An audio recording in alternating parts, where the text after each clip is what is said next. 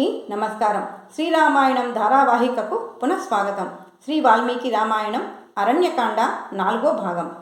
గత వారంలో శ్రీరాముడు అమిత పరాక్రమంతో కరదూషణలతో పాటు 14,000 మంది రాక్షసులను సంహరించి శూర్పణఖ ముక్కు చెవులు కోసి పరాభవం చేసి పంపిన వరకు చెప్పుకున్నాం కదా. తరువాత ఏమి జరిగిందో చూద్దాం. రాముడు చేసిన భీకర యుద్ధాన్ని కళ్ళారా చూసిన శూర్పణఖ మేఘం గర్జించినట్లుగా గర్జించి ఆకాశ మార్గంలో వేగంగా లంక వైపుగా వెళ్ళింది. ఇక్కడ లంకాధీశుడు రావణాసురుని గురించి కొన్ని విషయాలు చెప్పుకుందాం. పూర్వం మహారణ్యంలో 10,000 సంవత్సరాలు తపస్సు చేసి తన శిరస్సులను తానే ఖండించుకొని బ్రహ్మకు సమర్పించిన గొప్ప తపశ్శాలి రావణాసురుడు. ఆ బ్రహ్మ వలన దేవదానవ గంధర్వ పిశాచ సమస్త ప్రాణుల నుంచి చావు లేకుండా వరం పొందాడు. ఒక మానవుడి నుంచి మాత్రం రావణాసురుడు వరాన్ని కోరుకోలేదు. ఎందుకంటే రావణాసురునికి మానవులంటే చులకన. వారి వలన తనకు ఎలాంటి అపాయం జరగదని నమ్మకం. మరుద్గణాలు సేవిస్తుంటే మంత్రులతో కలిసి దేవేంద్రుడిలా కొలువు తీరిన రావణాసురుని రాజభవనంలోకి ప్రవేశించింది శూర్పణఖ. సమస్త రాజలక్షణాలతో అమిత బల పరాక్రమాలతో వెలుగొందుతున్న రావణుని చూసి శూర్పణఖ, రావణ, నువ్వు దేవదానవ గంధర్వులతో వైరం పెట్టుకున్నావు. వారిని జయించానని సంతోషంతో ఉన్నావు. కానీ నువ్వు అప్రమత్తంగా లేవు. ఏ వైపు నుంచి ఆపద ముంచుకొస్తుందో గ్రహించలేకున్నావు. నీకెంతో ప్రియమైన జనస్థానంలో రాముడు ప్రవేశించాడు. కేవలం ముహూర్తన్నర కాలంలో కరదూషణను 14,000 మంది రాక్షసులను నేల మీద నిలబడి వాయువేగంతో బాణాలు సంధిస్తూ సంహరించాడు. శ్రీరాముని బహిప్రాణం లక్ష్మణుడు, అతని భార్య సీత. ఈమె లోకోత్తర సౌందర్యవతి. సీతాదేవి సౌందర్యం గురించి చూడవలసిందే గాని చెప్పనలవి కాదు. ఆమె నీకు భార్య కాదగినది. నీ కోసం సీతను తీసుకురావడానికి నేను ప్రయత్నించగా లక్ష్మణుడు నా ముక్కు చెవులు కోసి పరాభవం చేసి పంపాడు. నువ్వు వెంటనే రామలక్ష్మణులను నీ పరాక్రమంతో సంహరించి సీతను నీదానిగా చేసుకో.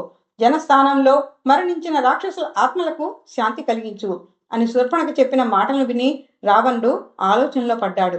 వెంటనే చేయవలసిన కర్తవ్యం ఏమిటా అని ఆలోచించాడు. వెంటనే రథశాలకు బయలుదేరి పిశాచ ముఖాలు ఉన్న గాడిదలు కట్టిన రథాన్ని అధిరోహించి ఆకాశ మార్గంలో పయనిస్తూ మారీచుని ఆశ్రమానికి వెళ్ళాడు.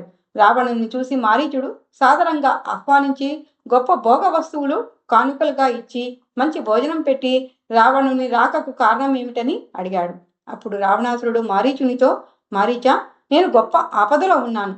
జనస్థానంలో రాముడు ప్రవేశించి రాక్షసులను మట్టుబెట్టాడు. శూర్పణఖను పరాభవించాడు.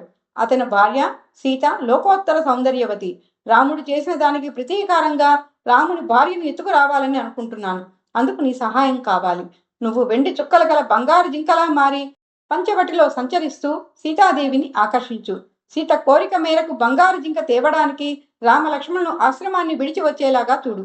ఆ సమయంలో నేను సీతను అపహరిస్తాను.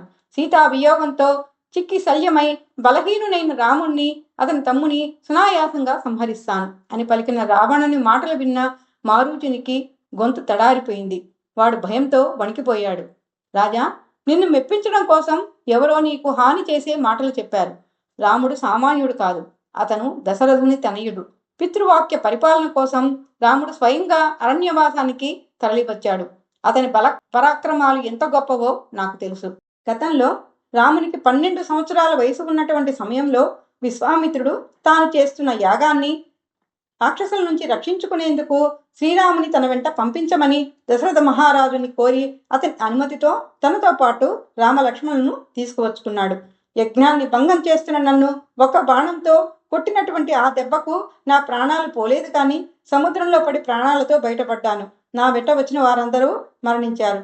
మరోసారి అలాగే మరొక రూపంలో రామునికి అపాయం తలబెట్టబోయి చావు తప్పి కొన్నెల్లట్టుపోయినంత పనైంది. ఆ తర్వాత నుంచి దుర్మార్గ ప్రవృత్తిని వదిలివేసి సన్యాసిని ఇక్కడే నివసిస్తున్నాను. నీకు సకల భోగాలు ఉన్నాయి. హాయిగా ఈ శరీరంతో అన్ని భోగాలు సుఖంగా అనుభవించు. సీత పరాశక్తి. ఆమె జోలికి వెళ్తే మాడి మసైపోతావు. శూర్పణఖ కోసం ముందు వెనుక ఆలోచించకుండా రామునిపై యుద్ధానికి వెళ్ళడం కరదూషణల తప్పు. రాముడు యుద్ధరంగంలో దిగితే మండుతున్న అగ్ని శిఖ వలె ఉంటాడు. ఆ అగ్నిలో శత్రువులు దహించుకుపోతారు. నా మాట విను. రామునితో వైరం వద్దు. నీ రాజ్యంలో నువ్వు సుఖంగా ఉండు అంటూ హితవాక్యాలు పలుకుతున్న మారీచుని మాటలు రావణాసురునికి నచ్చలేదు. వినాశకాలే విపరీత బుద్ధి అన్నట్టు చావు మూడినప్పుడు మంచి మాటలు చెవికి ఎక్కవు కదా.